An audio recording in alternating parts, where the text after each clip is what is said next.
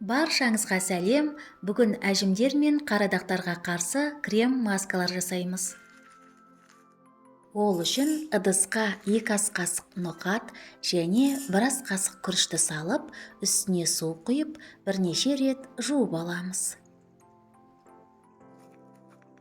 Ноқаттың құрамында коллаген түзілуіне ықпал ететін, терінің серпімділігін жақсартатын және әжімдерді кетіретін С дәрумені бар. Ал күріш суы немесе күріш сығындысы терідегі қартаю дақтарын азайтуға көмектеседі. Жуылған күріш пен ноқатқа 100 мг су құйып, бір түнге қалдырамыз.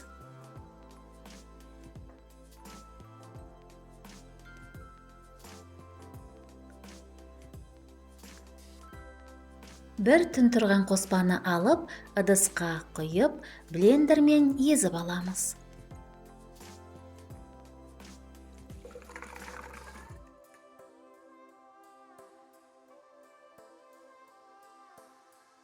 Достар, каналға жазылыңыздар. Мұнда сізге керекті рецептер табатыныңызға сенімдімін.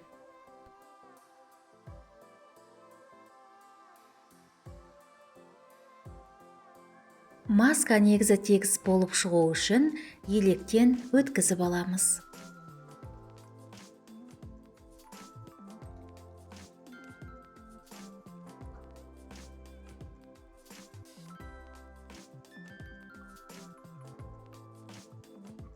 Алынған қоспаны ыдысқа құйып, баяу отқа қоямыз.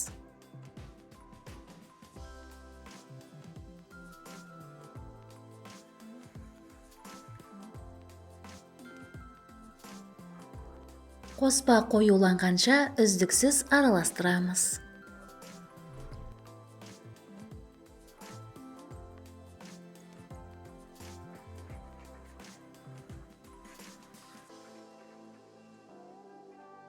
Маска негізін сәл суытып, 2 бөлікке бөліп, ыдыстарға құйып аламыз.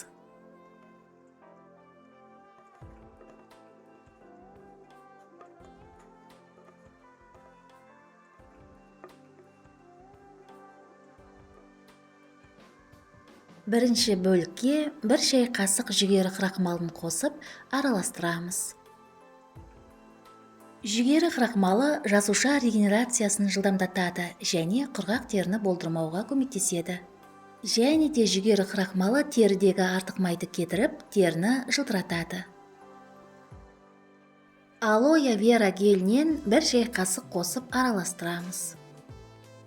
Алоэ вера гелінің құрамында теріні ылғалдандыруға, жасартуға, сондай-ақ әжімдерді азайтуға көмектесетін С және Е дәрумендері бар.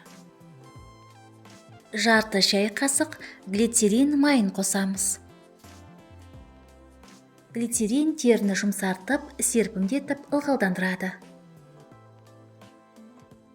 Бұл маска крем пигментті дақтарды кетіруге, әжімдерді азайтуға және теріңізді ағартуға көмектеседі. Дайын болған крем масканы шыны ыдысқа құйып, тоңазытқышта 10 күнге дейін сақтауға болады.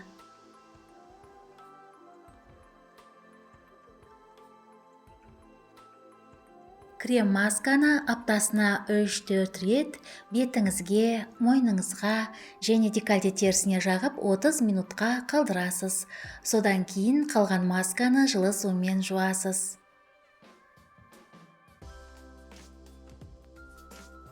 Крем маскаларды қолданар алдында білегіңізге жағып 20 минутқа сынап көріңіз.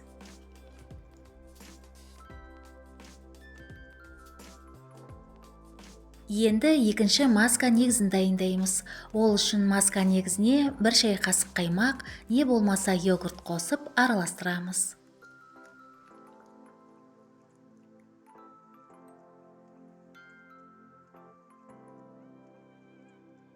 Жарты шай қасық бадам майынан қосамыз, араластырамыз.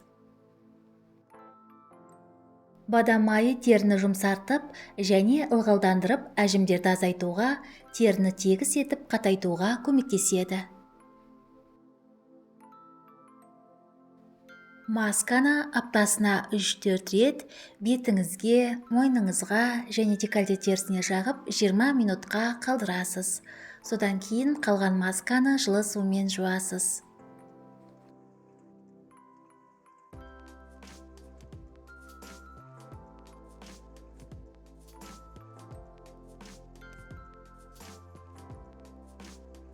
Масканы шыны ыдысқа құйып, тоңазытқышта 1 аптаға дейін сақтауға болады. Енді қартаюға қарсы бет күтімінің 3-ші рецебін көрсетемін. 1 ас қасық зығыр тұқымын ыдысқа салып, үстіне 150 мг су құйып, баяу отта 5-7 минут қайнатамыз. Зығыр тұқымы әжімдерді азайтуға көмектесетін омега-3 май қышқылдарына бай.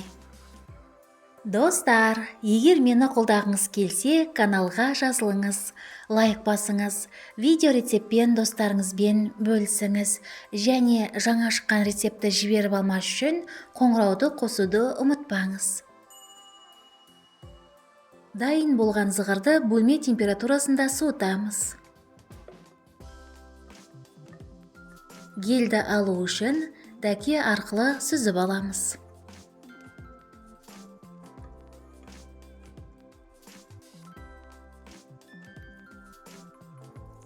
Зығыр тұқымының гелі терімізге қосымша ылғал мен жұмсақтық береді.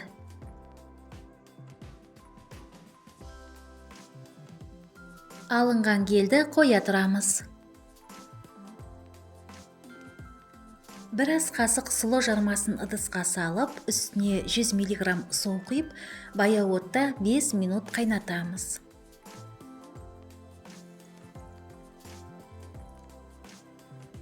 Бұл маска теріні жұмсартады, ылғалдандырады, нәрлендіреді және жасартады.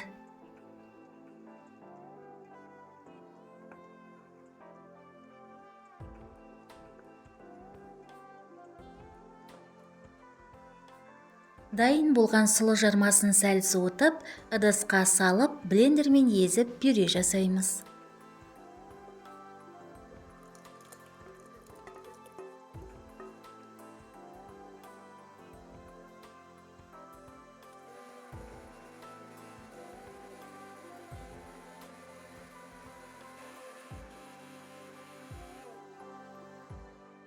Езілген сұлы жармасын електен өткізіп, зығыр геліне қосып, араластырамыз.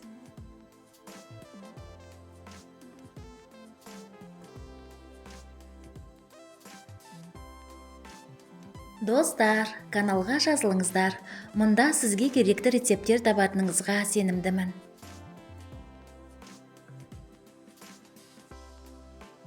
Бір шай қасық бал қосып, араластырамыз.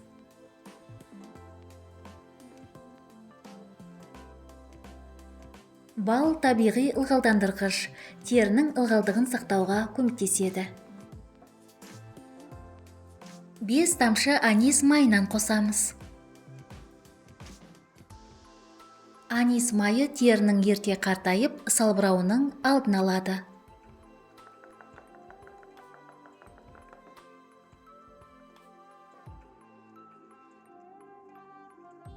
Дайын болған масканы шыны ыдысқа құйып, тоңазытқышта 10 күнге дейін сақтай аламыз.